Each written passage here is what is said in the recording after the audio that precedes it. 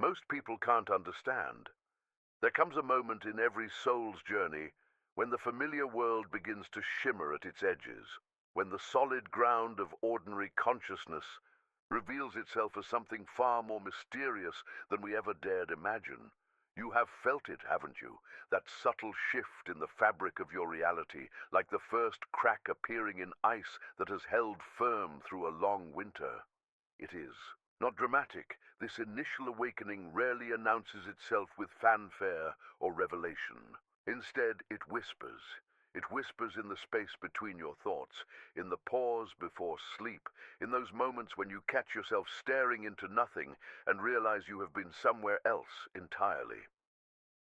Jung understood this threshold intimately, for he himself stood at its precipice when his own carefully constructed world began to unravel in what he would later call his confrontation with the unconscious. But unraveling, as you are beginning to discover, is not destruction, it is revelation. You may have noticed that conversations feel different now, as if you are listening to them from a great distance, even when you are fully present.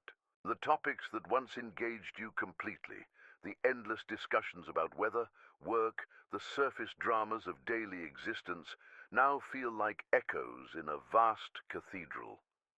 You hear them, you respond appropriately, but some part of you has withdrawn into a deeper listening. You are tuning into frequencies that were always there, but were previously drowned out by the noise of collective consensus reality. This is not depression, though others might mistake it for such. This is not detachment born of cynicism or despair. This is the soul beginning to recognize its own voice among the chorus of voices that have shaped your identity since birth. The persona, that carefully crafted mask Jung described as our social face, begins to feel less like an authentic expression and more like a costume that no longer fits quite right. You wear it still, but with increasing awareness that it is indeed a costume, not your true skin. The ego, that faithful guardian of your personal history and social identity, senses something stirring in the depths and grows uneasy.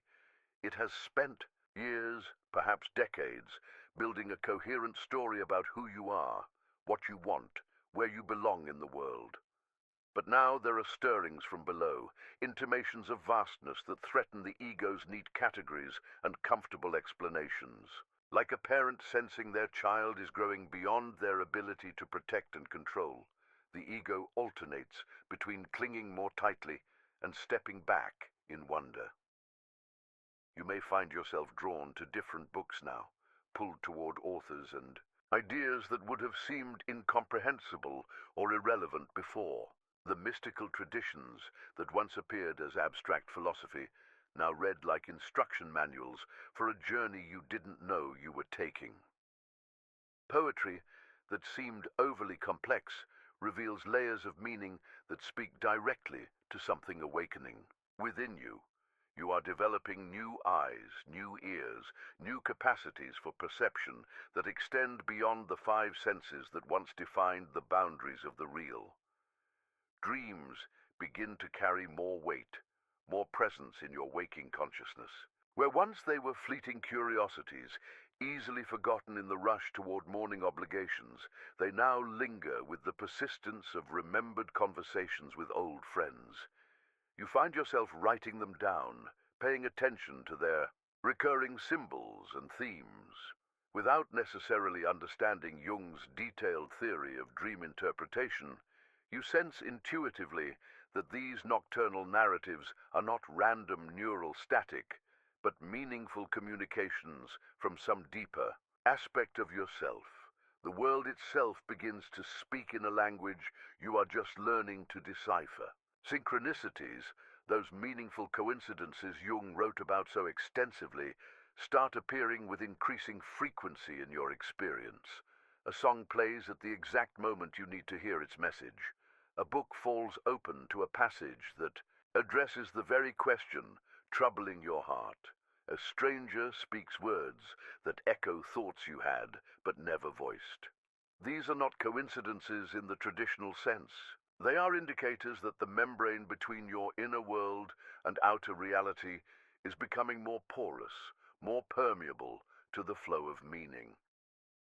You may notice that your relationship with time begins to shift. The linear progression from past through present to future, that fundamental organizing principle of ego consciousness, starts to feel less absolute. Moments expand and contract in ways that have nothing to do with the clock on the wall. Minutes can feel like hours when you are fully present to something beautiful or profound. Conversely, entire days can pass in what feels like the blink of an eye when you are deeply absorbed in inner work or creative expression. You are beginning to experience what the mystics have always known, that time, like so much of what we consider fixed reality, is far more fluid than ordinary consciousness recognizes. The threshold you are crossing is ancient and universal, yet entirely unique to your particular journey. Every culture has myths and traditions that describe this passage from ordinary consciousness into deeper awareness. The hero's journey, the dark night of the soul, the shamanic initiation, the alchemical nigredo, these are all attempts to map the territory you are entering. But maps, however accurate, are not the territory itself. Your journey will have its own landmarks, its own challenges, its own revelations. This awakening often brings with it a profound sense of loneliness, but it is not the loneliness of being abandoned or rejected. It is the loneliness of the pioneer, the explorer who has ventured into territory that few others have chosen to enter. You may look around at friends, family members, colleagues, and wonder how they can remain so seemingly unconscious of the depths you are discovering. Their concerns, their automatic responses, their unexamined assumptions about life and reality begin to feel foreign, as if you are slowly learning a new language while they continue to speak only in the old tongue. Yet, this sense of separation, painful as it may be, is a necessary part of the individuation process. Jung understood that becoming who you truly are requires a certain stepping away from the collective identifications that once defined you. This does not mean rejecting or judging others for their different level of awareness. Rather, it means honoring your own unique path while maintaining compassion for those who are walking different paths or who have not yet felt the call to deeper exploration. The frequency you are beginning to access is not superior to other frequencies. It is simply different, and it is yours. Like a radio being slowly tuned to pick up a distant station, your consciousness is adjusting its reception to perceive signals that were always broadcasting but were previously beyond your range. This adjustment takes time, patience, and often requires letting go of the static and interference of conventional thinking that can block clearer reception. You may find yourself spending more time in solitude, not from antisocial tendencies, but from a growing need for quiet in which to hear the subtle voices that speak only in stillness. Nature becomes a sanctuary, a place where the frequency you are learning to embody feels most natural and supported. The rhythms of earth and sky, the cycles of growth and decay, the patient unfolding of seasons, all of these begin to feel like extensions of processes happening within your own psyche. This threshold of recognition is simultaneously an ending and a beginning. It marks the end of unconscious participation in collective reality and the beginning of conscious engagement with your own individuation process. The person you were is not being destroyed, but rather expanded beyond its previous limitations. Like a chrysalis beginning to dissolve, the old structures of identity become fluid, making space for something unprecedented to emerge. The ancient alchemists spoke of the prima materia, the first matter from which transformation begins. This threshold experience is your encounter with your own prima materia, the raw psychological material that contains both your current limitations and your unrealized potential. It is chaotic and confusing, beautiful and terrifying, familiar and utterly strange. It requires courage to remain present with this material, rather than fleeing back to the safety of unexamined assumptions about yourself and life. As you stand at this threshold, remember that recognition is itself a form of transformation. 2. See clearly what was previously unconscious is to begin the process of integration that lies at the heart of Jung's understanding of psychological development. You are not becoming someone other than who you are. You are becoming more fully and consciously who you have always been, beneath the layers of conditioning, expectation, and unconscious identification. The journey that lies ahead will challenge everything you thought you knew about yourself and reality. It will ask you to embrace paradox, to hold opposites in creative tension, to find meaning in chaos and order in apparent meaninglessness, but it will also reveal to you depths of wisdom, creativity, and authentic power that you may have glimpsed, but never fully claimed. This is the gift of consciousness, the reward for those who are willing to venture beyond the comfortable boundaries of collective consensus reality into the vast territories of the psyche where true individuation awaits. There is an ancient card in the tarot deck that speaks to your current condition with startling accuracy. The hermit, standing alone on a mountain peak, lantern held high against the darkness, illuminating a path that only he can see. This is no image of loneliness or withdrawal from life, but rather the portrait of one who has discovered that the most profound truths are found not in the chatter of crowds, but in the sacred silence of solitary communion with the depths of being. You have felt it calling, haven't you? This inexorable pull away from the noise and distraction of collective existence towards something infinitely more nourishing and real.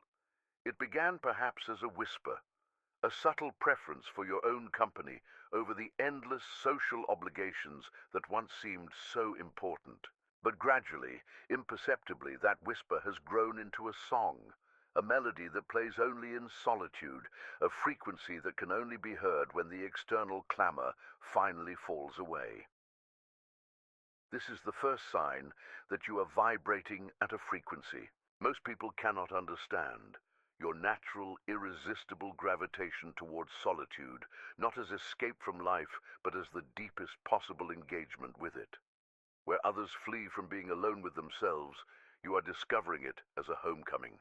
Where others fill every moment with distraction, stimulation, and social interaction, you are learning to treasure the pregnant silence that exists between thoughts, between breaths, between the heartbeats of ordinary consciousness. The collective world has taught us to fear solitude, to interpret it as failure, depression, or antisocial behavior. We are conditioned to believe that constant connection, endless communication, and perpetual stimulation are signs of a life well lived. But you are discovering what the mystics and depth psychologists have always known, that the most profound transformations happen in the crucible of solitude, where the soul can finally hear its own voice above the din of external expectations and social conditioning. Jung himself understood this necessity intimately. His most creative periods, his deepest insights, his encounters with the living symbols of the unconscious, all emerged from his willingness to descend into solitude and meet whatever he found there.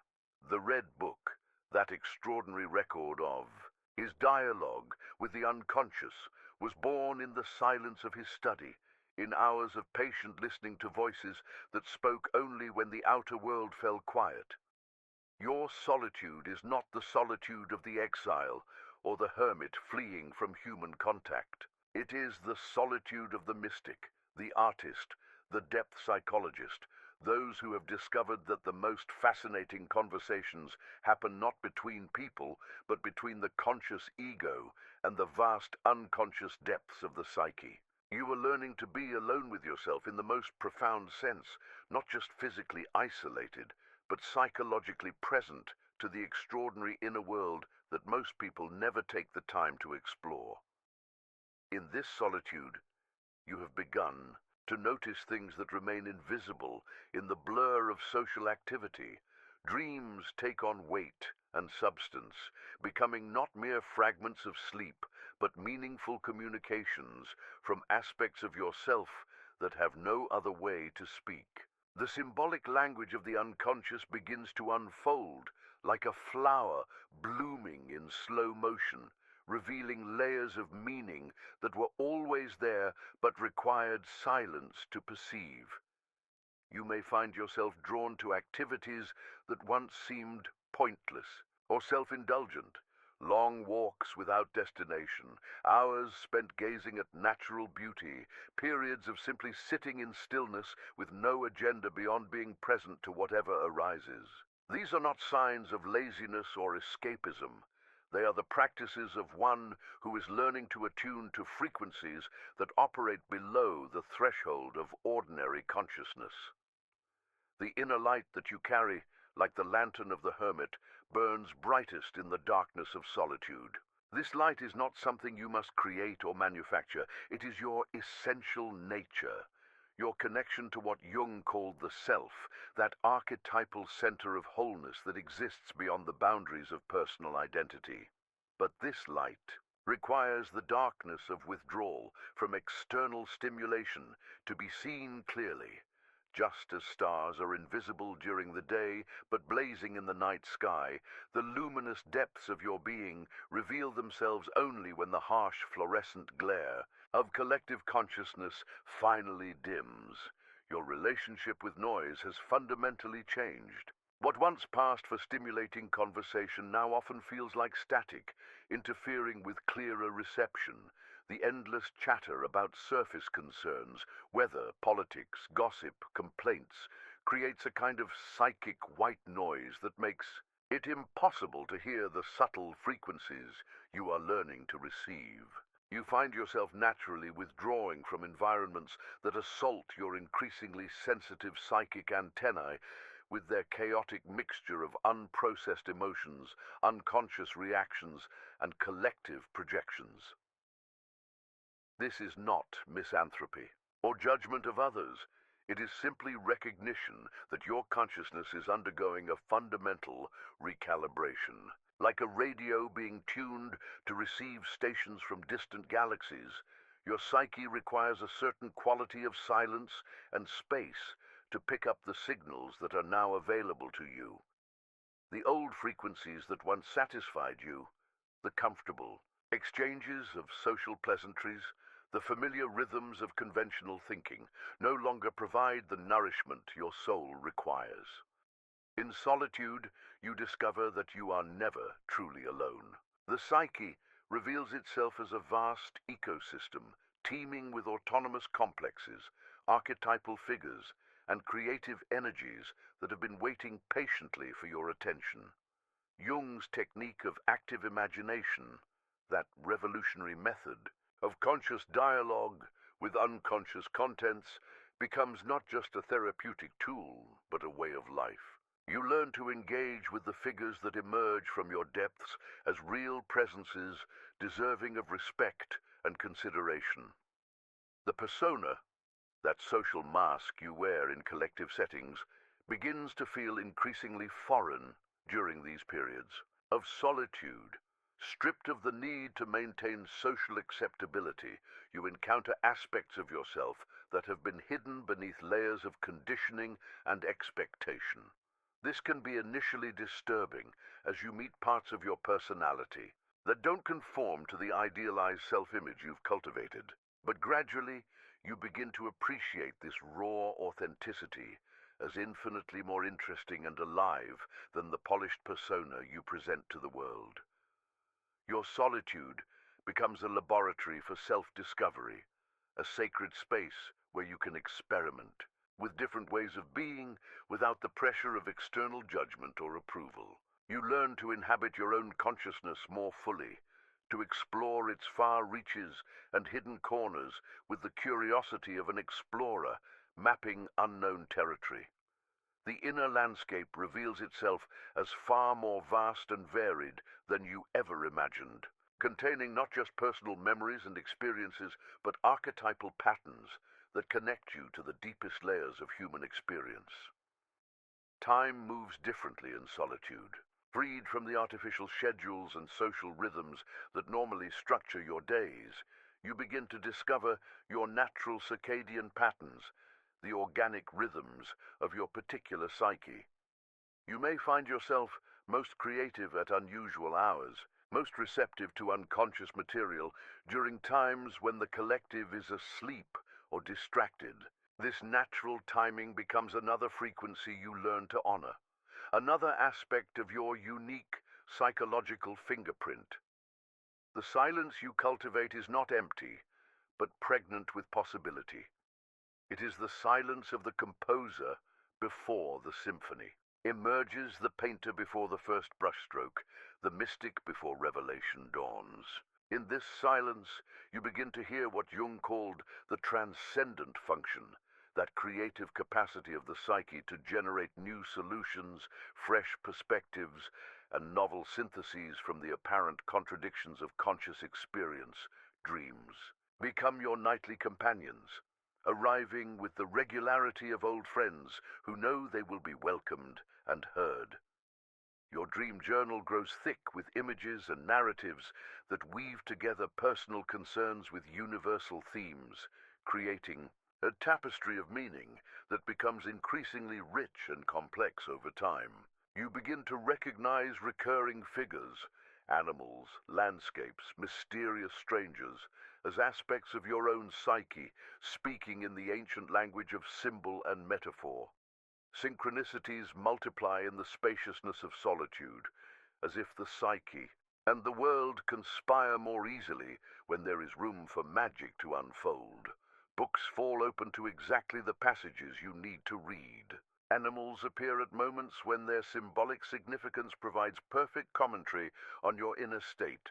Numbers, images, and phrases repeat themselves across different contexts until their significance becomes impossible to ignore. You are learning to read the world as a vast text whose meaning becomes clear only to those who have developed the capacity for contemplative attention.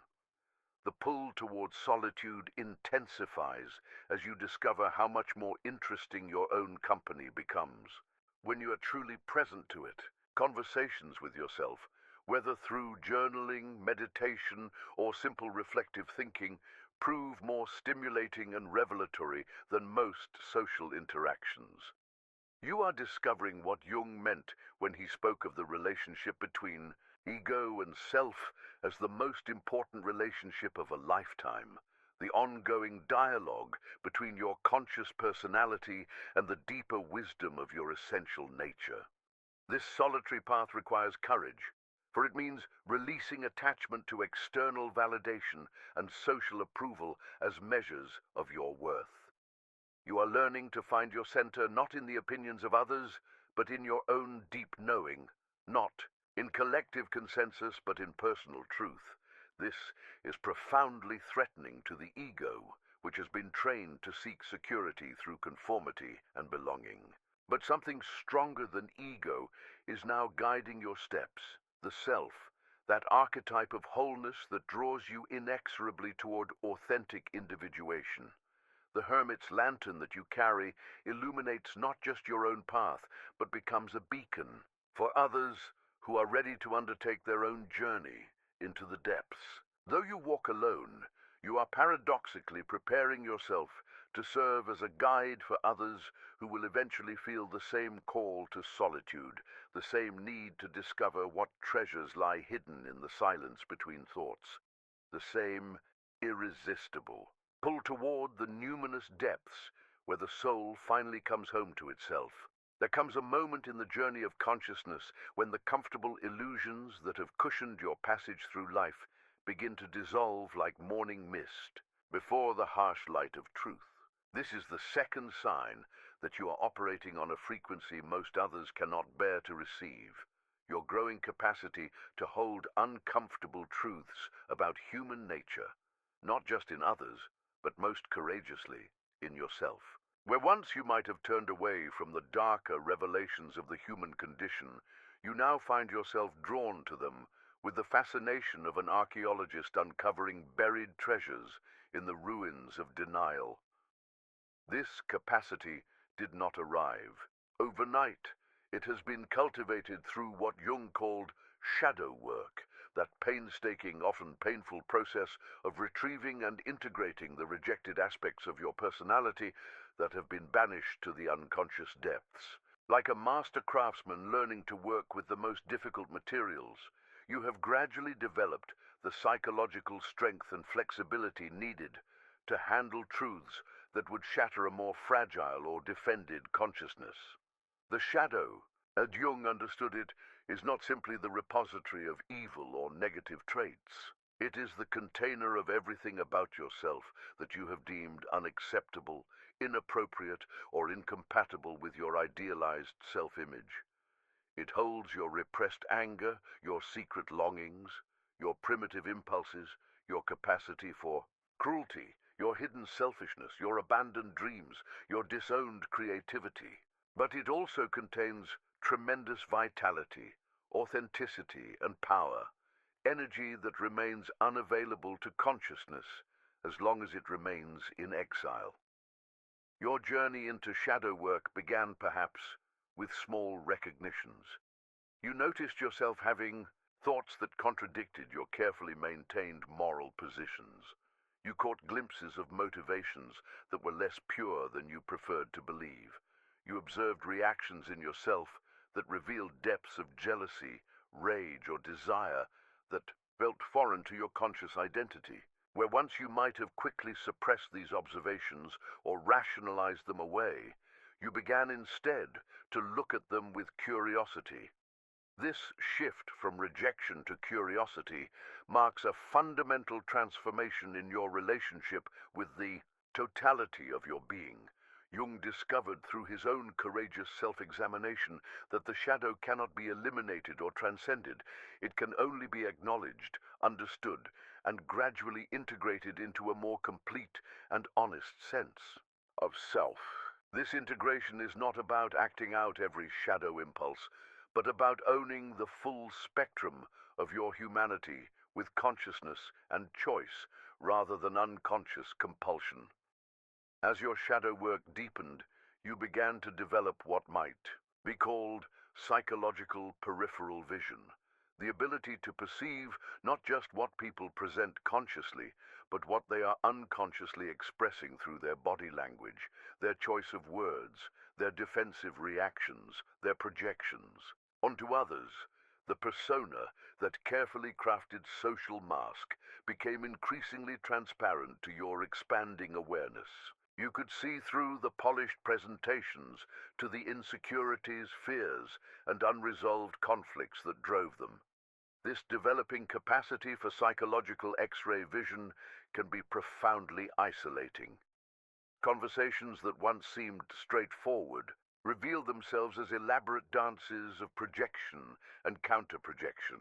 Social interactions become layered with unspoken tensions, hidden agendas, and unconscious power dynamics that few participants recognize.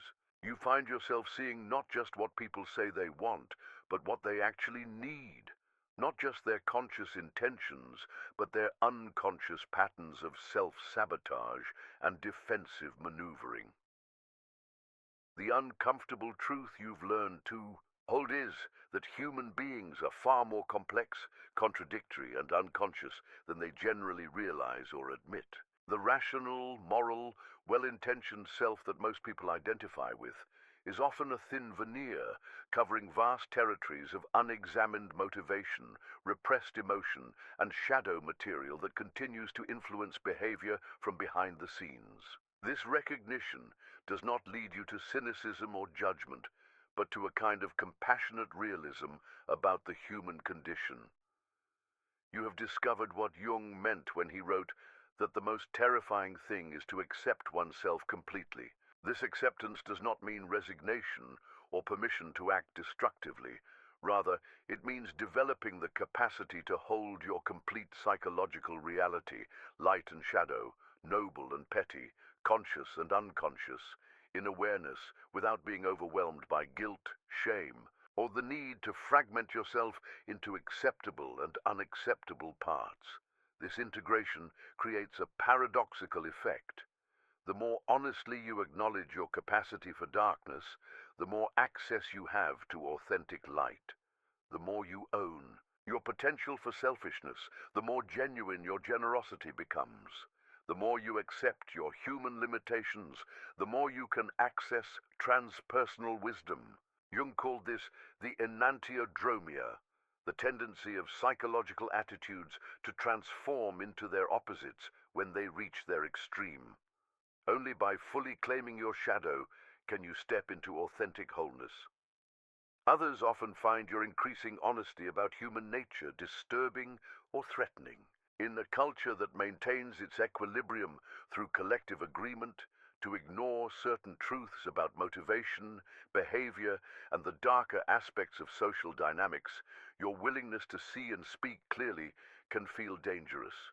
You may find yourself becoming the repository for others' projections, blamed for being negative, judgmental, or pessimistic when you are simply seeing more clearly than they are comfortable with. This response from others is understandable but painful. The persona depends on collective agreement to maintain its illusions. When someone begins to see through the agreed-upon pretenses, it threatens everyone's carefully maintained self-image. Your growing authenticity becomes a mirror that reflects back the gaps between what others claim to be and what they actually embody. This is rarely welcomed, even when it is offered with compassion and discretion. You learn to navigate this dynamic with increasing wisdom, developing sensitivity about when and with whom to share your deeper perceptions. Not everyone is ready for the level of psychological honesty you have learned to tolerate. This discrimination is not about superiority or judgment, but about recognition that consciousness develops at different rates and through different experiences. What feels like liberation to you might feel like assault to someone whose psychological defenses are still necessary for their survival. The mirror you have become reflects not just individual shadow material, but collective shadows as well. You begin to recognize the unconscious dynamics that drive social and political movements, the shadow projections that fuel conflicts between groups, the collective denial that allows systemic problems to persist. This broader vision can be overwhelming as you witness humanity's tendency to repeat the same unconscious patterns on ever larger scales. Yet your capacity to hold these uncomfortable truths serves a crucial function in the collective psyche. Like the ancient oracles who spoke difficult truths to power, you serve as a vessel for awareness that would otherwise remain unconscious. Your willingness to see clearly, even when seeing is painful, contributes to the slow, often imperceptible, process of collective awakening. Every individual who becomes conscious of their shadow reduces the amount of unconscious darkness operating in the world. The fruit of this shadow work is not cynicism, but genuine compassion. When you have faced your own capacity for cruelty, selfishness, and destruction, you can meet these qualities in others with understanding rather than righteous judgment. When you have wrestled with your own demons and learned to integrate them consciously, you can offer others the space to do the same work without trying to fix, save, or condemn them for their human imperfections. This compassion extends most importantly to yourself. The harsh inner critic that once policed your thoughts and feelings with relentless judgment begins to soften as you develop a more realistic and accepting relationship with your full humanity. Self-forgiveness becomes possible when you understand that your failures and shortcomings are not aberrations, but natural expressions of the human condition. This self-acceptance creates space for genuine growth and transformation, rather than the endless cycle of self-improvement that tries to eliminate rather than integrate the shadow. Your emotional range expands as you reclaim feelings that were previously forbidden or suppressed. Anger becomes a source of energy and clarity rather than something to be ashamed of. Sadness deepens your capacity for empathy and connection. Fear sharpens your intuition and protective instincts. Even apparently negative emotions like jealousy or resentment reveal themselves as messengers carrying important information about your needs, values, and boundaries. This emotional integration creates what Jung called psychological differentiation, the ability to experience the full spectrum of human feeling without being overwhelmed or compulsively driven by any particular emotion. You develop what might be described as emotional literacy, the capacity to read the subtle languages of feeling in yourself and others with increasing sophistication and accuracy. The uncomfortable truths you can now hold extend beyond individual psychology to encompass existential realities that most people work hard to avoid. You can look directly at mortality, meaninglessness, suffering, and injustice without requiring immediate solutions or philosophical explanations to make them bearable. This capacity for what existentialists call anxiety tolerance allows you to engage with life's deepest questions and challenges without the defensive mechanisms that usually protect consciousness from overwhelming truth. This growing comfort with discomfort, this capacity to remain present with what is rather than fleeing toward what ought to be, marks you as someone operating on a frequency of consciousness that few can sustain. You have learned what every mystic and depth psychologist eventually discovers: the truth, however uncomfortable, is infinitely more nourishing to the soul than the most beautiful illusion. In becoming a clear mirror for reality, both its beauty and its darkness, you serve not only your own individuation, but the collective human journey toward greater consciousness and authentic wholeness. Something extraordinary has awakened within you, a capacity that humanity possessed in its earliest days, but gradually lost as civilization turned its attention toward the outer world of material conquest and rational analysis. You have become fluent in the oldest language on earth, the primordial tongue that speaks not in words but in images, not in concepts but in living symbols that carry the concentrated wisdom of millennia. This is the third sign of your uncommon frequency, your ability to perceive and interpret the symbolic communications that flow continuously between the conscious and unconscious realms of existence. The language of symbols is not learned like French or Spanish through memorization and practice. It is remembered like a mother tongue returning to someone who has lived too long in a foreign land.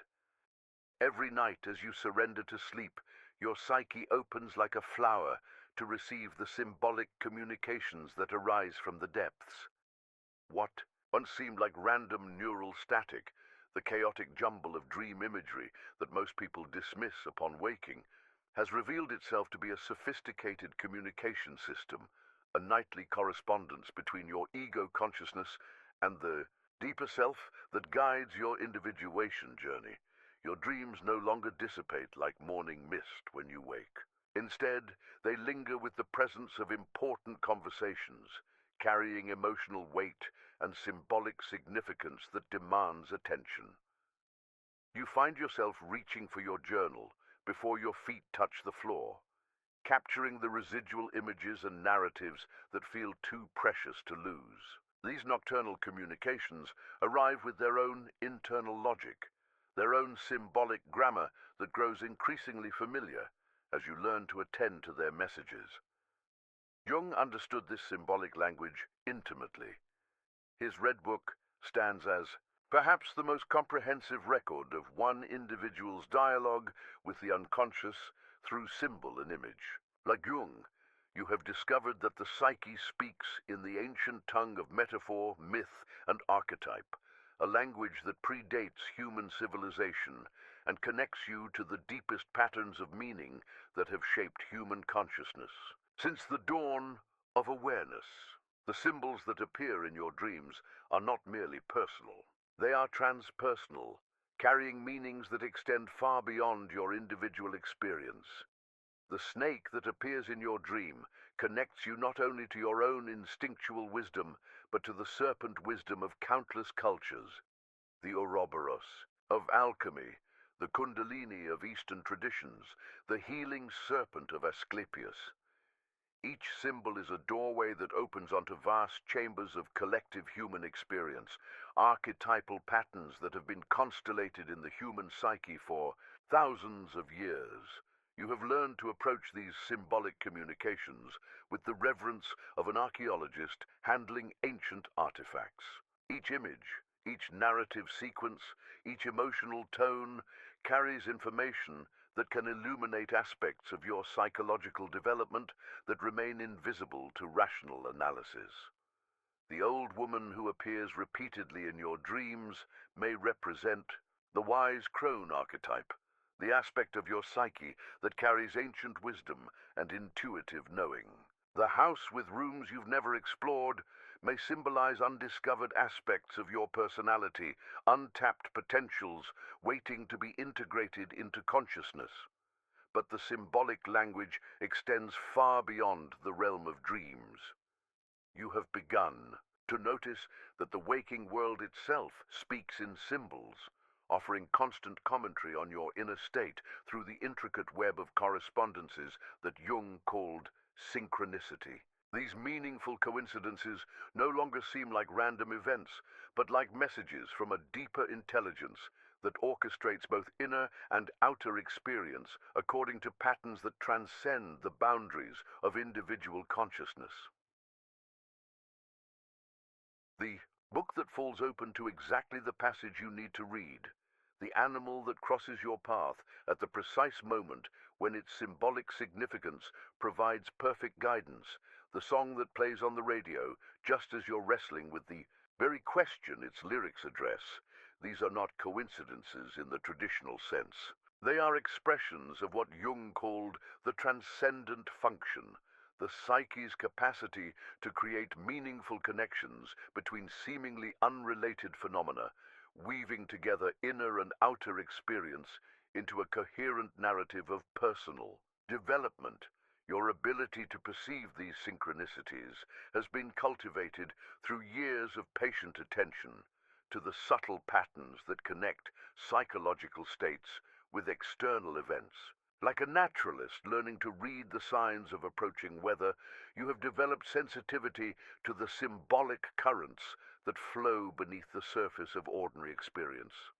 This attunement requires a particular quality of consciousness: relaxed but alert, open but discerning, receptive to meaning without imposing preconceived interpretations. The world has become for you what it was for Jung, a living mandala of meaning, where every element contributes to an ever-evolving pattern of significance.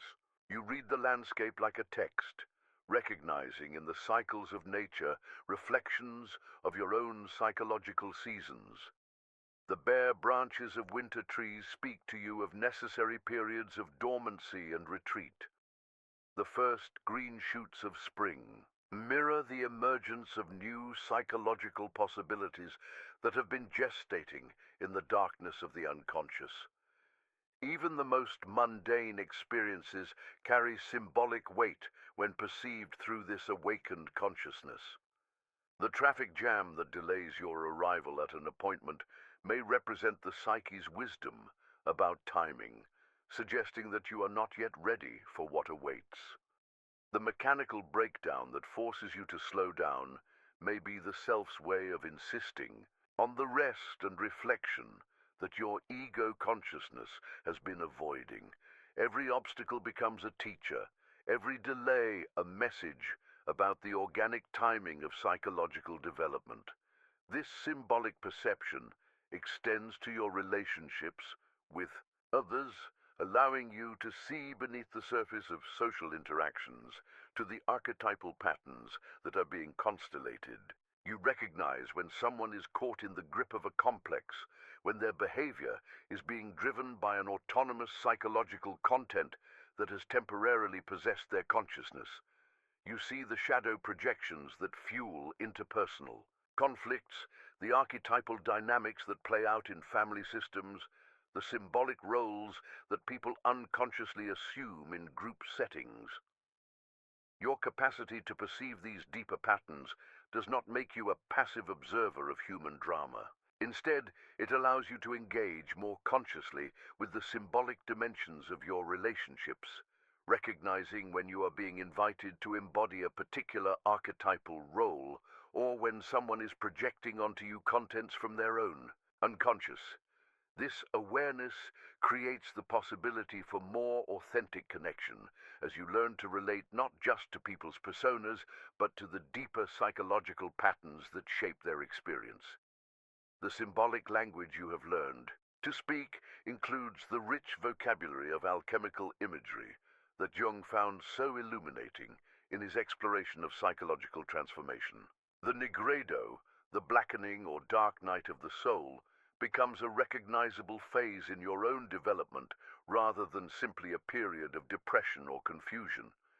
The albedo, the whitening that represents the emergence of new clarity, carries personal significance as you recognize it in your own cycles of insight and understanding.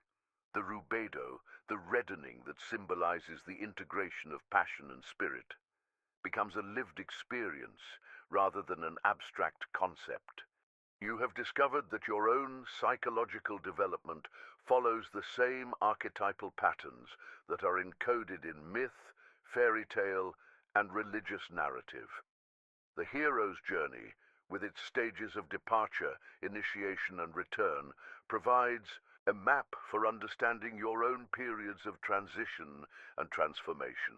The death and rebirth motifs that appear in countless spiritual traditions offer guidance for navigating the ego dissolutions that are necessary for psychological growth.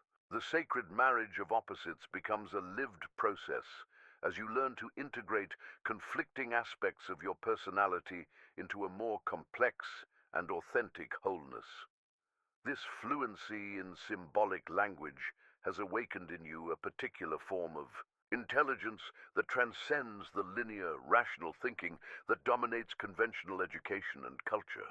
You think in images, metaphors, and patterns, allowing seemingly unrelated elements to combine in your consciousness until new insights emerge. This symbolic thinking is not less rigorous than rational analysis. It is differently rigorous, following the logic of the unconscious rather than the logic of the ego. Your creative expressions, whether in art, writing, or simply in the way you arrange your living space, carry symbolic significance that extends beyond personal preference. You find yourself drawn to certain colors, shapes, and compositions, not because they are aesthetically pleasing, but because they carry symbolic meaning that resonates with your current psychological state. Your creative work becomes a form of active imagination, a way of dialoguing with unconscious contents through symbolic expression.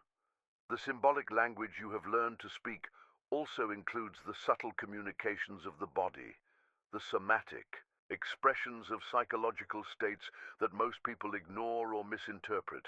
You recognize that physical symptoms often carry symbolic meaning, that the body speaks in its own metaphorical language about psychological conflicts and developmental needs. This awareness does not replace medical care, but adds another layer of meaning to your understanding of health and illness as expressions of the total personality. Your relationship with time has been transformed by your symbolic perception. You recognize that psychological time follows different rhythms than clock time, that certain developments can only unfold according to their own organic timing. You learn to read the signs that indicate when you are in a period of psychological germination, when patience and receptivity are required, and when you are in a phase of active development that calls for conscious participation and effort. The Symbolic language you have awakened to is not a code to be cracked, but a living communication system that grows richer and more nuanced as your relationship with it deepens. Each symbol is a seed that can germinate into new understanding when given the proper conditions of attention and reflection.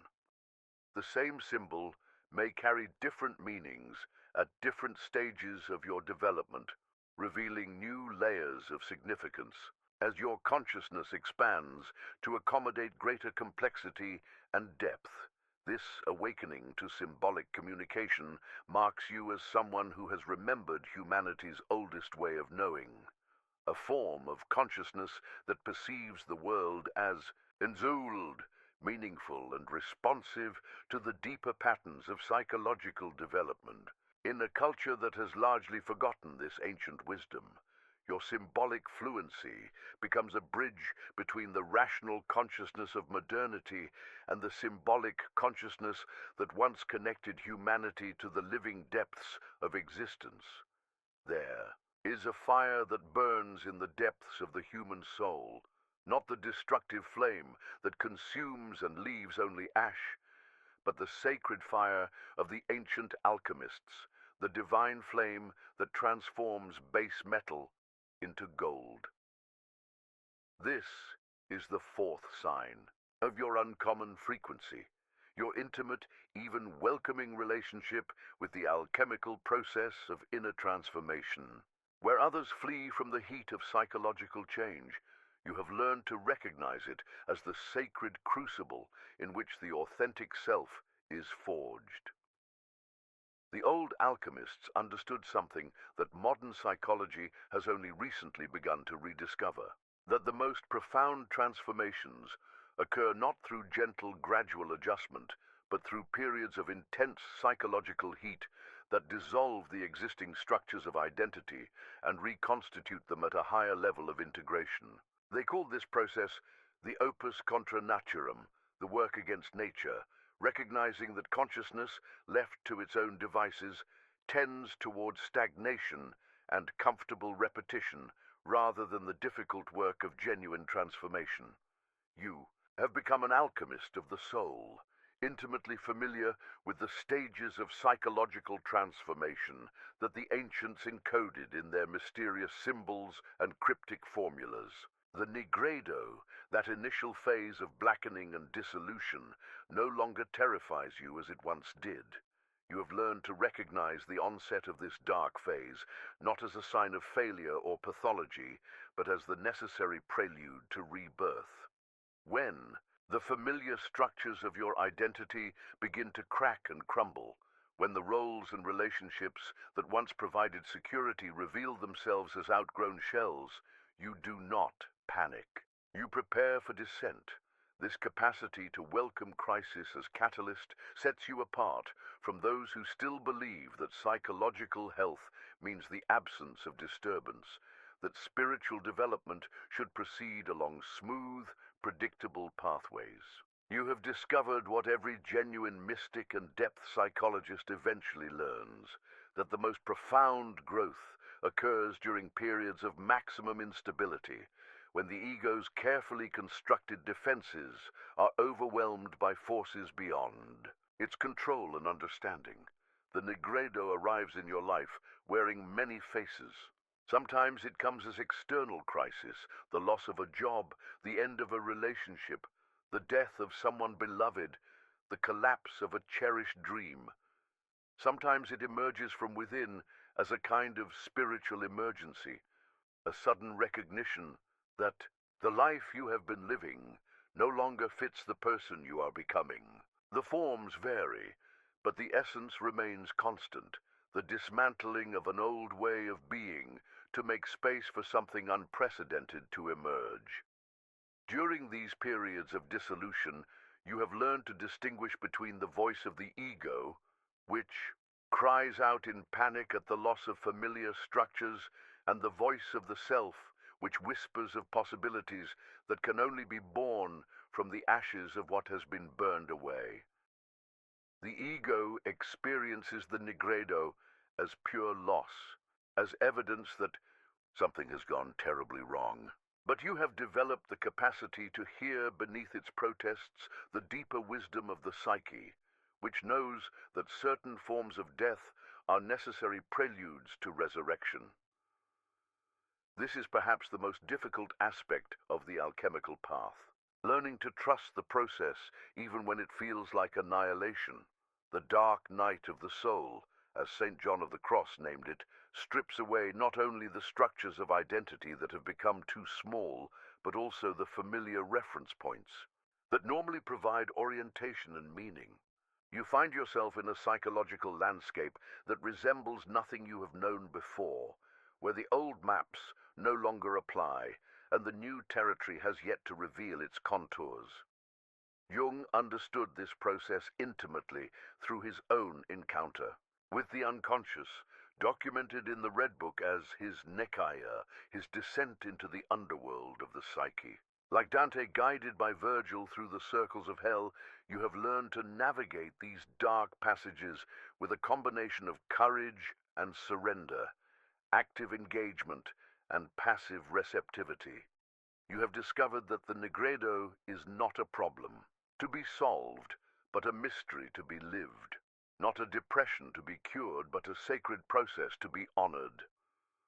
The fire that burns during these transformative periods is not metaphorical, but experiential.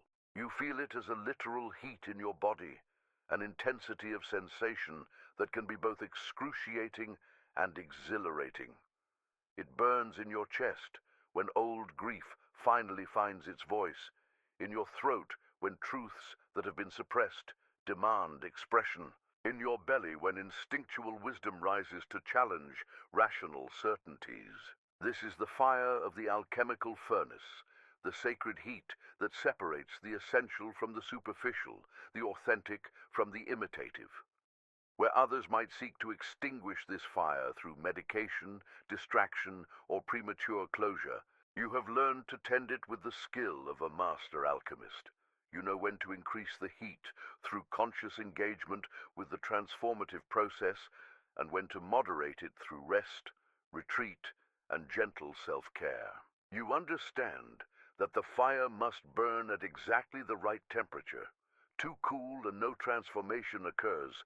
Too hot and the delicate structures of emerging consciousness are destroyed. This relationship with the transformative fire has taught you patience with the organic timing of psychological change. You no longer try to force insights or manufacture breakthroughs through willpower and determination. Instead, you have learned to create the conditions in which transformation can occur naturally, just as the alchemists learned to maintain the proper temperature and atmosphere in their laboratories, while allowing the mysterious process of transmutation to unfold according to its own inherent wisdom. The albedo, the whitening phase that follows the nigredo, arrives like dawn after the longest night. New clarity emerges from the chaos of dissolution. Fresh perspectives crystallize from the soup of confused emotion and fragmented thought. But you have learned not to grasp too quickly at these moments of illumination, understanding that premature crystallization can interrupt the alchemical process before it reaches completion. You allow the new insights to percolate slowly into consciousness, testing their validity through lived experience rather than accepting them as final truths.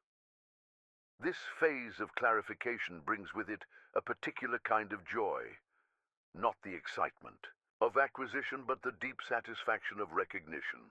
You are not gaining something foreign to your nature, but recovering something that was always yours, buried beneath layers of conditioning and false identification.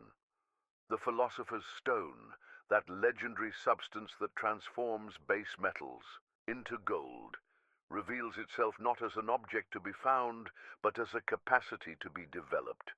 The ability to transmute the raw materials of experience into wisdom, suffering into compassion, confusion into clarity. The rubedo, the final reddening that completes the alchemical cycle, integrates the clarity of the albedo with the passion and vitality that were refined in the fires of the nigredo. This is not a return to the original state, but a spiraling back at a higher level of integration. You embody the fruits of your transformation, not as concepts to be understood, but as qualities to be lived. The gold that has been produced in your inner laboratory is not something you possess, but something you have become. This cyclical understanding of transformation has freed you from the linear model of progress that dominates conventional approaches. To personal development, you no longer expect to solve your psychological challenges once and for all, but rather to engage with them at ever deeper levels as your capacity for consciousness expands. Each return to familiar themes, abandonment, betrayal, mortality, meaning, occurs with greater depth and sophistication, like a spiral staircase that revisits the same coordinates while ascending to higher levels of understanding. Your relationship with breakdown has been fundamentally transformed through this alchemical understanding. What once felt like failure now reveals itself as fertile ground for breakthrough. The moments when your carefully constructed life falls apart are no longer experienced as random catastrophes, but as meaningful communications from the self, indicating that you have outgrown your current form and are ready for the next stage of individuation. This perspective allows you to support others through their own transformative crises with a quality of presence that is both compassionate and non-anxious. You can sit with someone in their negredo without trying to fix, cheer, or rush them toward premature resolution. You understand that their suffering is not meaningless, but meaningful, not pathological, but necessary, not a sign that something has gone wrong, but evidence that something profound is trying to be born. The alchemical fire burns not only in individual transformation, but in the collective processes of cultural and social change. You recognize the same patterns operating on larger scales: the dissolution of outmoded structures, the emergence of new possibilities from apparent chaos, the necessity of crisis in catalyzing evolutionary development. This recognition helps you maintain perspective during periods of collective upheaval, understanding them as part of a larger transformative process rather than simply as breakdown and decay. Your body has become a sensitive instrument for detecting the presence of this transformative fire, both in yourself and in the environments you enter. You can sense when someone is in the midst of their own alchemical process, when situations are ripe for transformation, when the conditions are aligned for breakthrough or breakdown. This somatic wisdom allows you to position yourself consciously in relationship to these powerful forces, neither avoiding them out of fear nor seeking them out of spiritual ambition. The fire of transformation has taught you to distinguish between the ego's desires for change and the self's requirements for growth. The ego wants transformation to be comfortable, predictable, and under its control. It seeks change that enhances its image and strengthens its position. But the self demands transformation that serves wholeness rather than ego aggrandizement, that honors truth rather than preference, that follows the deep rhythms of psychological development rather than the surface urgencies of personal will. This discrimination allows you to recognize when you are in authentic transformation versus when you are simply rearranging the furniture of your personality. True alchemical change always involves some degree of ego death, some release of identifications that have become too small to contain your expanding consciousness. It requires the courage to let go of who you have been in order to become who you are meant to be. The sacred fire that burns within you has become a beacon for others who are ready to undertake their own alchemical journey. Your willingness to embrace transformation, to welcome crisis as catalyst, to find meaning in breakdown, creates permission for others to engage with their own transformative processes. You become a living example of the possibility that exists. Within apparent destruction, a demonstration that the fire of transformation, however intense, ultimately serves the emergence of authentic selfhood. In learning to work consciously with the alchemical fire, you have recovered an ancient wisdom that connects you to the deepest traditions of human transformation. You have joined the ranks of those who understand that true gold is not found but made, not discovered in the external world, but forged in the crucible of conscious suffering and courageous self-examination. The philosopher's stone you have been seeking reveals itself as the capacity to transform any experience, however difficult, into an opportunity for deeper authenticity and more complete wholeness. There comes a moment in the soul's great journey when you realize that the very questions you once sought to answer were the wrong questions entirely. You were asking which path to take when the path itself was learning to walk in two directions at once. You were demanding certainty from a universe that speaks only in whispers and contradictions, seeking solid ground in a reality that exists primarily in the spaces between things. This is the territory of the paradox holder, the one who has learned to cradle opposing truths like twin flames in cupped palms, neither extinguishing the other, but allowing both to burn with equal intensity. Here, in this sacred space of suspended resolution, you encounter the fifth sign of your deep transformation. Your capacity to hold paradox without the desperate need to collapse it into the comfortable prison of either-or thinking.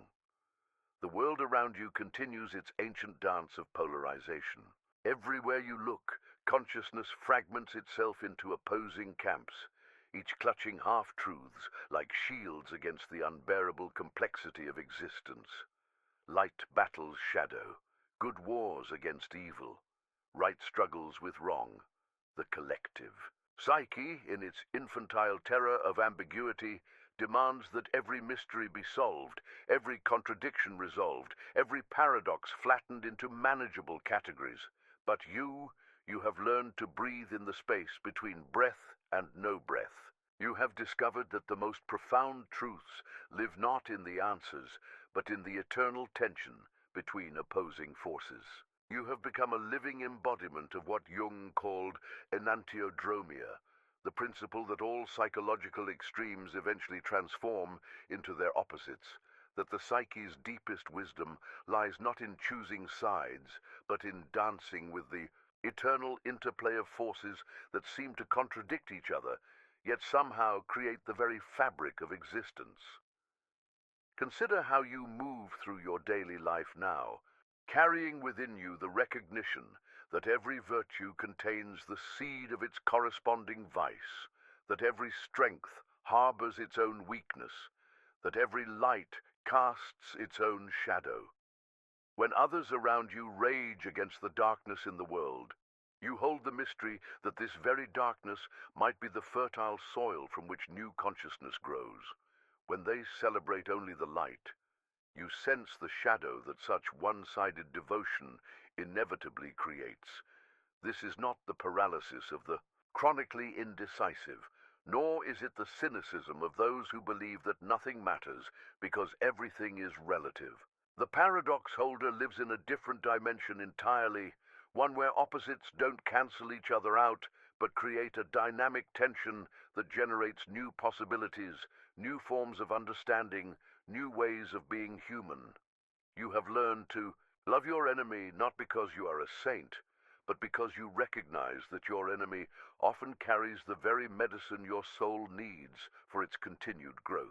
You have discovered that your greatest weaknesses, when embraced rather than rejected, become doorways to unexpected strengths. You hold the paradox that you must lose yourself to find yourself, that you must die to be reborn, that you must descend into darkness to discover your own light. In your relationships, this capacity for paradox transforms you into a different kind of presence altogether. Where others demand consistency, you offer authenticity, which includes the right to be inconsistent, to grow, to change, to contradict yesterday's self in service of today's truth. You no longer try to be all good or all bad, all strong or all vulnerable, all wise or all foolish. Instead, You allow yourself to be fully human, which means being a walking contradiction, a living paradox, a beautiful impossibility.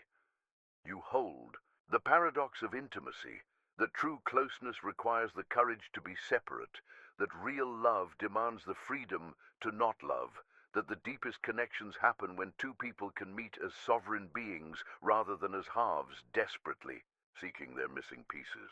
In your friendships, your partnerships, your family relationships, you no longer try to resolve the fundamental tensions that make relationships challenging.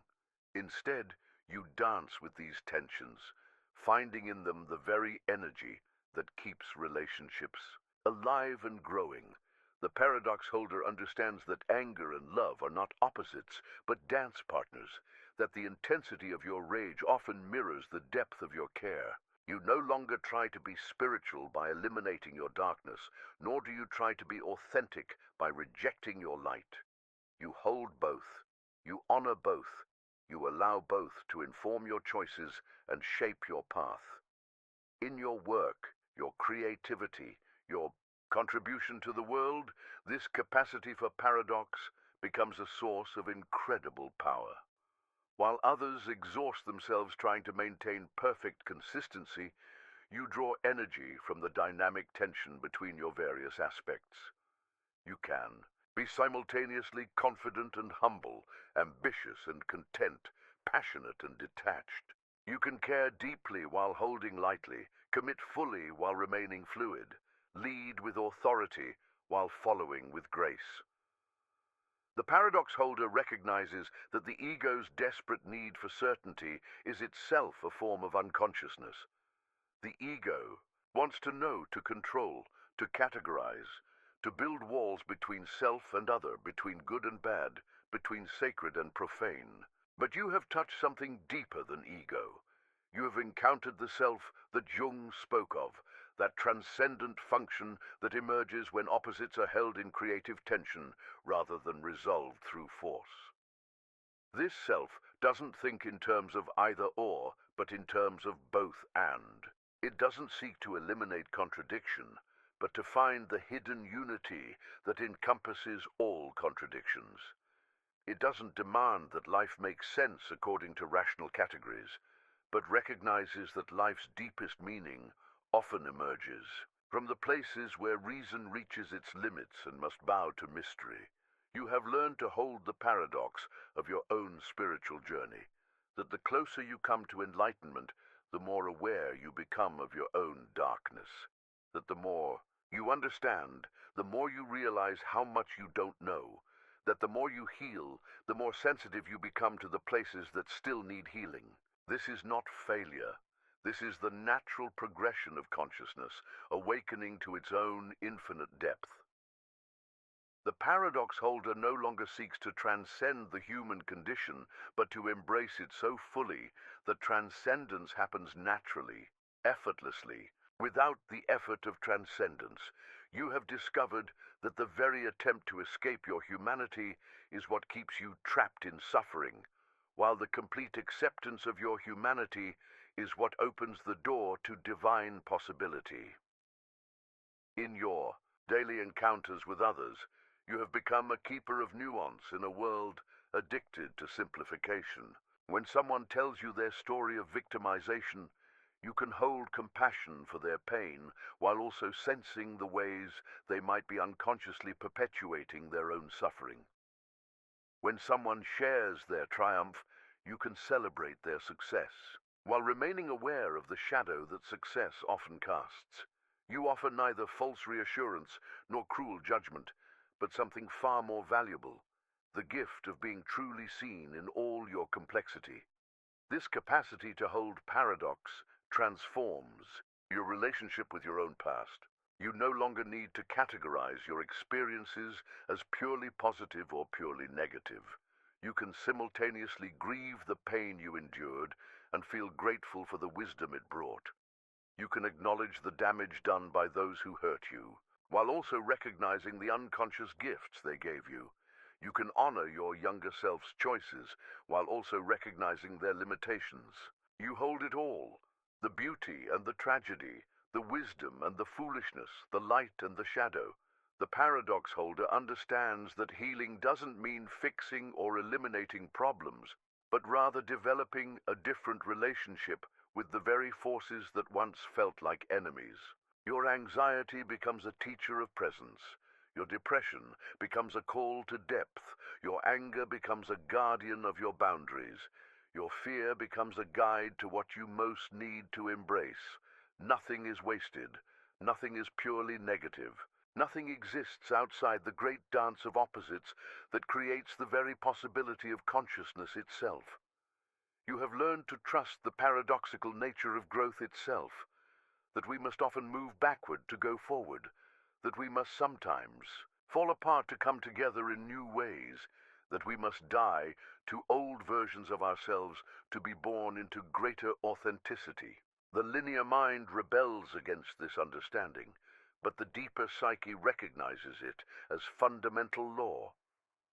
Just as the seasons cycle through death and rebirth, so too does consciousness move through its own seasons of dissolution and renewal.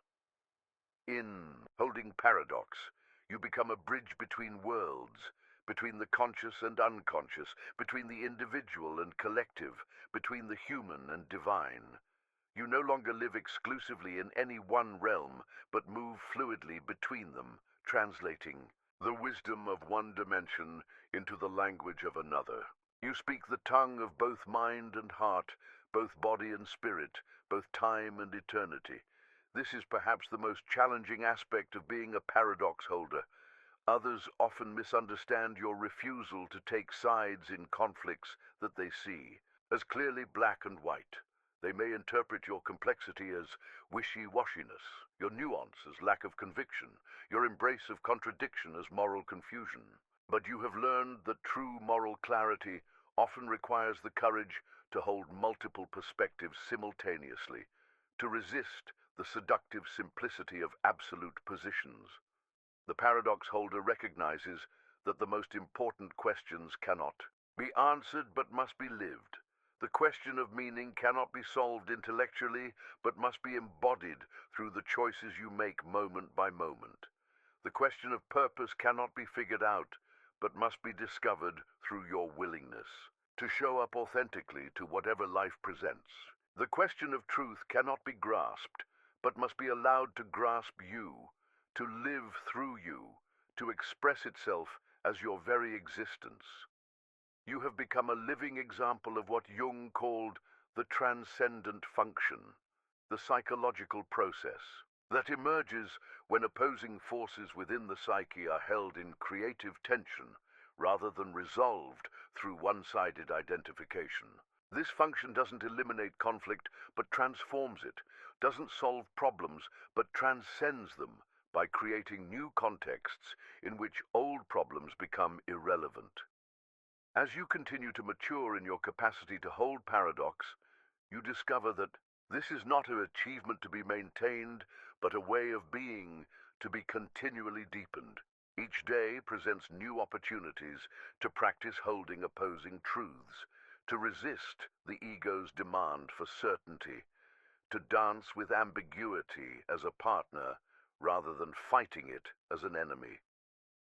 You become increasingly comfortable with not knowing, increasingly at peace with contradiction, increasingly skilled at finding the hidden unity that underlies all apparent opposition. The world needs paradox holders now more than ever. In a time of increasing polarization, when collective consciousness seems to be splitting into irreconcilable camps, your capacity to hold multiple perspectives simultaneously becomes a gift to the healing of the whole. You become a living demonstration that it is possible to disagree without demonizing, to have strong convictions without becoming rigid, to stand for something without standing against everything else. This is the profound initiation of the paradox holder, learning to love what you cannot understand, to trust what you cannot control, to embrace what you cannot resolve. In doing so, you become a vessel for the very creative force that brought the universe into being, that force which thrives on paradox, which creates through the eternal dance of opposing energies, which finds its greatest expression in the impossible, possibility of consciousness itself, that miraculous paradox of matter becoming aware of itself, of the finite touching the infinite, of the temporal glimpsing the eternal.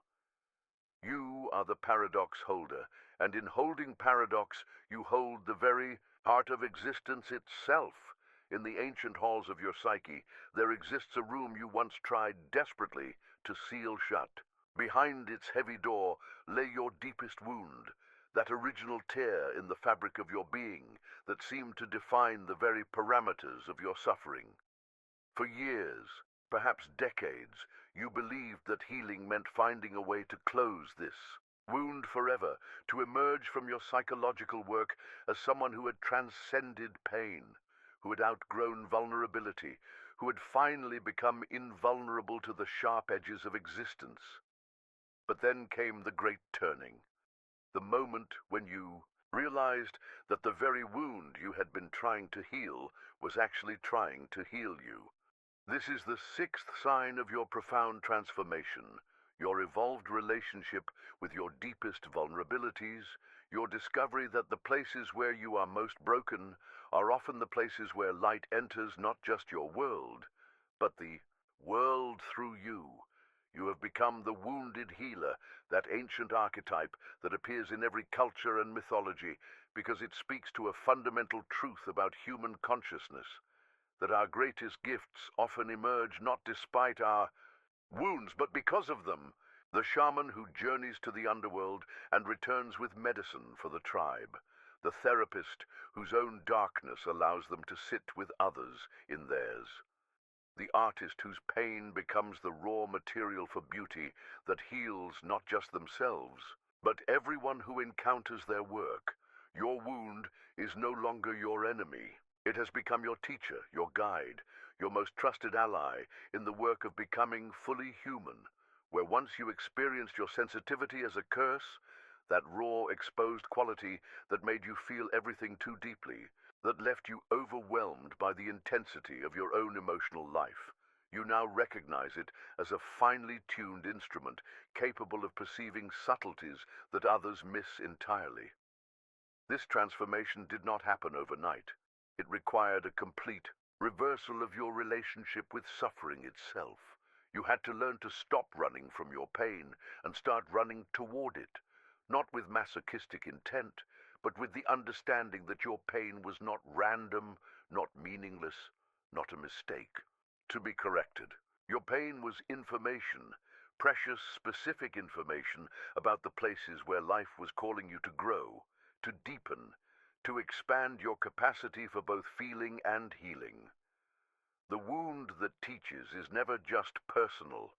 It is always transpersonal, always connected to the larger patterns of human suffering and human healing.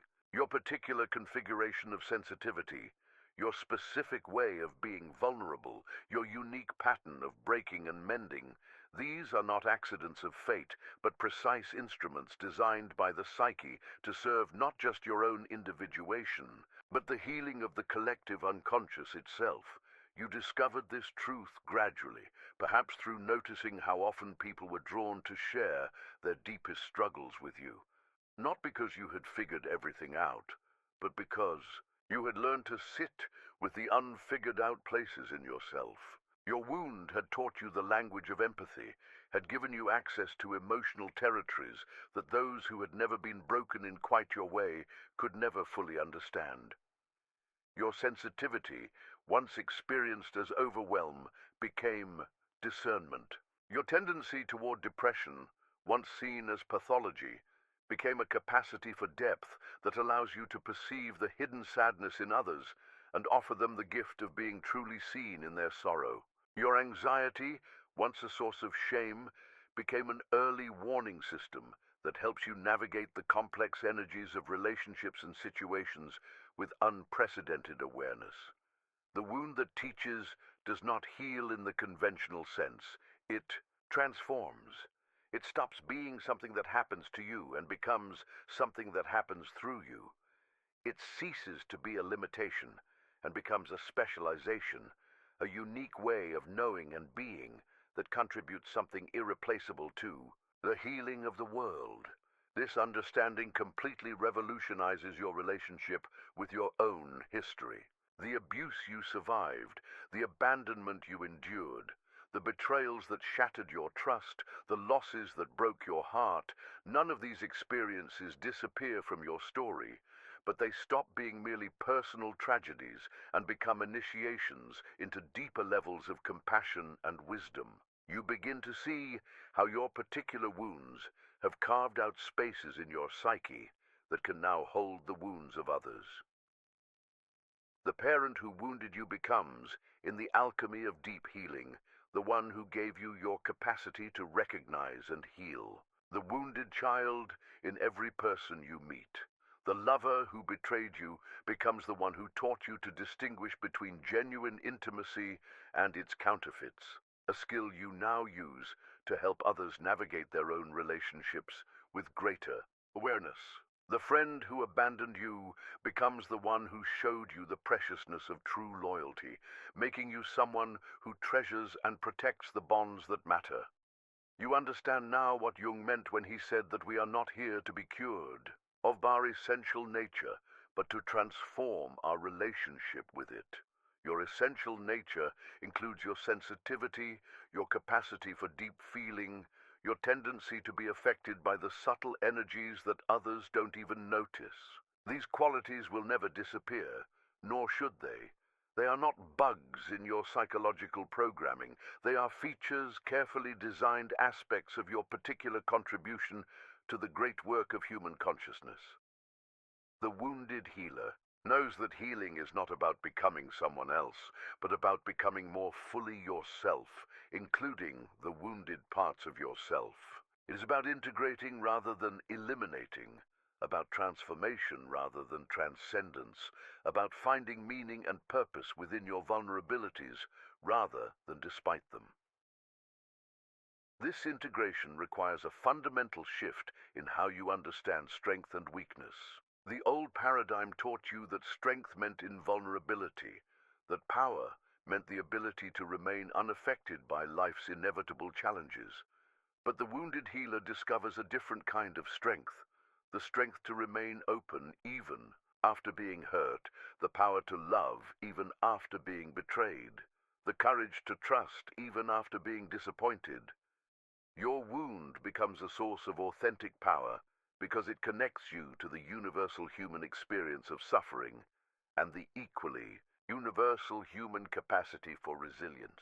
It makes you real in a world full of personas, genuine in a culture of facades, deeply human in a society that often seems to reward the denial of humanity. This authenticity draws others to you like moths to flame. They sense in you someone who has been where they are, someone who knows the territory of pain from the inside, someone who has found a way to transform suffering into wisdom without bypassing the suffering itself. You become a living proof that it is possible to be both wounded and whole, both broken and beautiful, both vulnerable and powerful. The wound that teaches also teaches you about timing, about the sacred rhythms of healing and growth. You learn that there are seasons for opening and seasons for protecting, times for sharing your story and times for holding it close, moments when your wound needs tending and moments when it can tend to others. You develop an intuitive understanding of when to speak from your pain and when to speak from the wisdom your pain has given you. This discrimination is crucial because the wounded healer must learn to avoid the trap of identifying too completely with their wound. The wound is not who you are. It is something that happened to you, something that has shaped you, something that continues to inform your work in the world. But you are larger than your wound, more complex than your pain, more magnificent than your damage. The wounded healer learns to dance with their wound rather than being consumed by it. Sometimes you lead, drawing on the wisdom your wound has given you to help others navigate similar territories. Sometimes your wound leads, calling you deeper into your own healing journey, reminding you that you are both healer and patient, both teacher and student, both guide and pilgrim on the path of becoming whole. Your wound teaches you about the interconnectedness of all healing. You realize that when you heal, you contribute to the healing of your family system, your community, your generation. When you find ways to transform your pain into medicine, you add to the collective store of wisdom about how to alchemize suffering into gold. Your individual healing becomes a gift to the entire human family. This understanding brings with it a sense of sacred responsibility. You recognize that your wound is not just yours.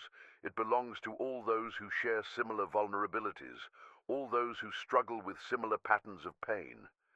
In healing your wound, you help heal the archetypal wound that your personal experience represents.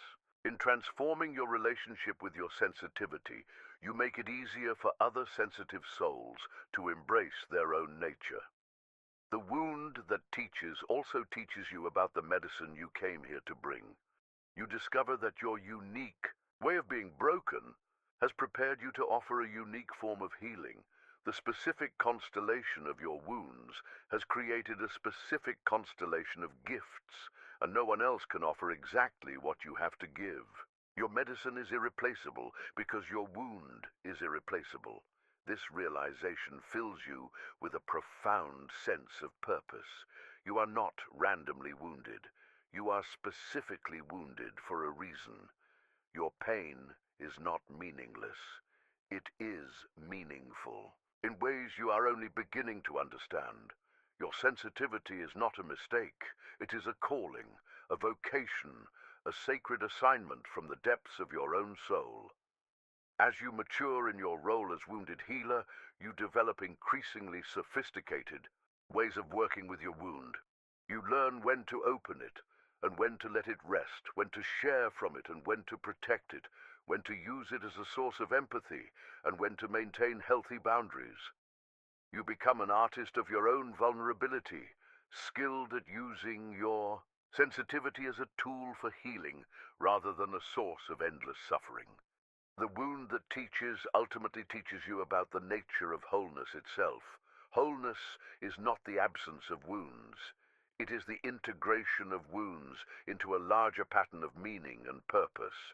It is not about becoming invulnerable, but about becoming increasingly capable of finding value and wisdom in your vulnerability. It is not about transcending your humanity, but about embracing it so completely that your very humanity becomes a gift to the world. You understand now that your wound will always be with you, but its presence in your life has been completely transformed. It no longer dominates your identity or defines your limitations. Instead, it serves as a constant reminder of your capacity for resilience, your ability to find meaning in suffering, your power to transform poison into medicine. It has become not the thing that breaks you, but the thing that makes you, not your greatest weakness, but your greatest strength. The wounded healer stands at the intersection of pain and possibility, of brokenness and beauty, of individual suffering and collective healing. You have learned to inhabit this intersection with grace, to serve from this place with wisdom, to offer your wound as a gift to a world that desperately needs the medicine that only the wounded can provide. In doing so, you fulfill one of the most sacred roles in human consciousness, the one who transforms suffering into service, pain into purpose, wounds into wisdom. This is the profound teaching of the wound that teaches, that our deepest pain, when met with consciousness and courage, becomes our deepest gift, that our greatest vulnerabilities, when embraced rather than rejected, become our greatest strengths, that our wounds, when tended with love and wisdom, become sources of healing not just for ourselves, but for all those whose lives we touch with our transformed understanding of what it means to be beautifully, brokenly, magnificently human. There comes a moment in your psychological awakening when the veil lifts not just from your personal unconscious, but from the vast, churning depths of the collective psyche itself. This is perhaps the most isolating and illuminating of all transformations. The moment when you begin to perceive the invisible threads that puppet entire populations, the archetypal forces that sweep through human consciousness like weather systems, leaving entire generations unconsciously possessed by energies they neither recognize nor understand. This is the seventh sign of your deep transformation, your capacity to see through the collective trance, to perceive the unconscious patterns that drive mass behavior, to recognize when entire societies become vessels for archetypal energies that play out on the world stage with devastating or redemptive consequences. Like Jung himself, witnessing the dark possession that gripped Germany in the 1930s, you have developed the unsettling gift of seeing when the collective shadow erupts into the light of day, masquerading as righteousness, progress, or necessity. Standing in this awareness is like being awake in a world of sleepwalkers. You watch as masses of people move in synchronized patterns they believe are their own conscious choices, unaware that they are dancing to rhythms played by forces far older and more powerful than their individual wills. You see the projection mechanisms at work on a massive scale, entire nations casting their disowned shadows onto other nations, whole populations finding scapegoats for their collective guilt, enormous groups of people possessed by archetypal energies that turn them into unconscious actors in dramas that have been playing out since the dawn of human consciousness. The loneliness of this perception cannot be overstated. To see clearly when others are blind, to remain conscious when consciousness itself seems to be under attack, to maintain psychological equilibrium while witnessing the collective descent into possession. This is one of the heaviest burdens the individuated soul must bear. You find yourself a stranger in your own culture, an alien in your own time, watching with both horror and fascination as the great archetypal dramas unfold through the unwitting participation of millions. You observe how the collective psyche, when under stress, regresses to more primitive levels of functioning. Fear spreads like contagion, reducing complex individuals to members of a frightened herd. Rational discourse gives way to tribal thinking. Nuance disappears in favor of stark polarizations. The capacity for individual reflection vanishes as people lose themselves in the intoxicating power of mass identity. But your perception goes deeper than mere social observation. You see the archetypal underpinnings of these collective movements. You recognize when the Dark Father archetype possesses a political leader, turning them into a vessel for authoritarian control. You witness the emergence of the Terrible Mother in ideologies that promise to take care of everyone by removing their freedom to choose. You see the Puer Eternus, the eternal child, manifesting in movements that demand immediate gratification, while rejecting the slow, difficult work of genuine transformation. Most disturbing of all, you perceive how collective shadow projection works on a massive scale. You watch as entire populations split off the dark aspects of their own nature and project them onto designated enemies, other races, other nations, other political parties, other religious groups. The projected shadow becomes the repository for everything the collective cannot bear to acknowledge about itself. The enemy becomes supernaturally evil, while the projecting group sees itself as purely good, purely victim, purely righteous. This dynamic creates what Jung called a collective possession, moments when large groups of people become unconscious, vehicles for archetypal energies. During these possessions, individual conscience becomes subordinated to group thinking. Personal responsibility dissolves into collective identity. The capacity for self-reflection disappears as people lose themselves in the hypnotic power of belonging to something larger than themselves. You recognize these possessions not only in obviously extreme manifestations like fascism or fundamentalism, but in subtler forms that permeate everyday culture. You see how consumer culture possesses people with the archetype of the hungry ghost, beings with enormous appetites and tiny mouths, forever consuming but never satisfied. You observe how social media creates possession by the exhibitionist. Archetype, turning private individuals into performers desperate for validation from invisible audiences. You witness the possession of entire industries by archetypal energies. The medical establishment becomes possessed by the wounded healer's shadow, the compulsion to cure rather than heal, to treat symptoms rather than causes, to maintain dependency rather than foster genuine health.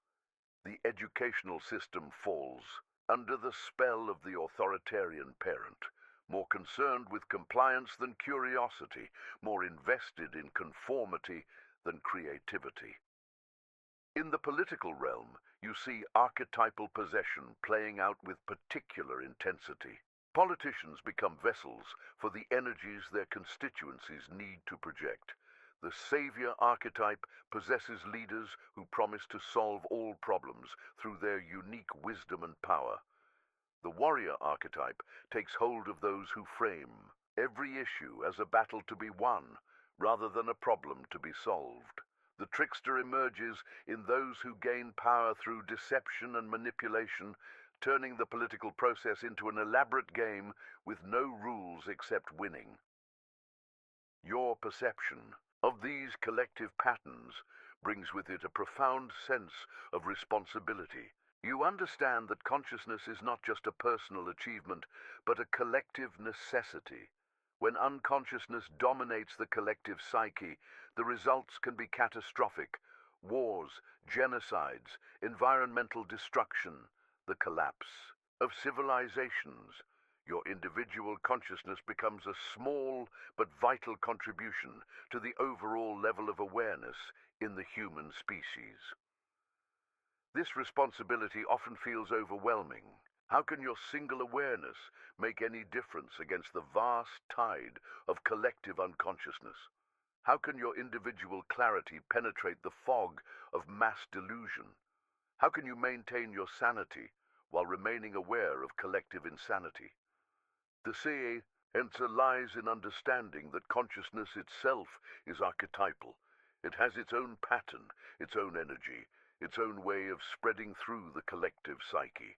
Just as unconsciousness can be contagious, so can consciousness. Your awareness creates ripples that spread outward, touching other individuals who are ready to wake up, who are tired of being unconscious vehicles for forces they don't understand. You learn to work with collective unconscious patterns rather than simply opposing them. You understand that resistance often strengthens the very forces you're trying to change, that consciousness spreads through attraction rather than argument, through example rather than explanation. You become a tuning fork of awareness, your very presence, helping others remember their own capacity for conscious choice. This work requires tremendous discernment. You must learn to distinguish between healthy collective energies and destructive ones, between archetypal patterns that serve human development and those that hinder it. Not all collective movements are possessions. Some represent genuine evolutionary impulses emerging from the depths of the psyche. The civil rights movement, the environmental movement, the movement toward gender equality. These can be seen as positive archetypal energies seeking expression through human consciousness. Your task becomes learning to support these positive collective movements while maintaining your individual awareness, to participate in necessary social changes without losing yourself in group identity.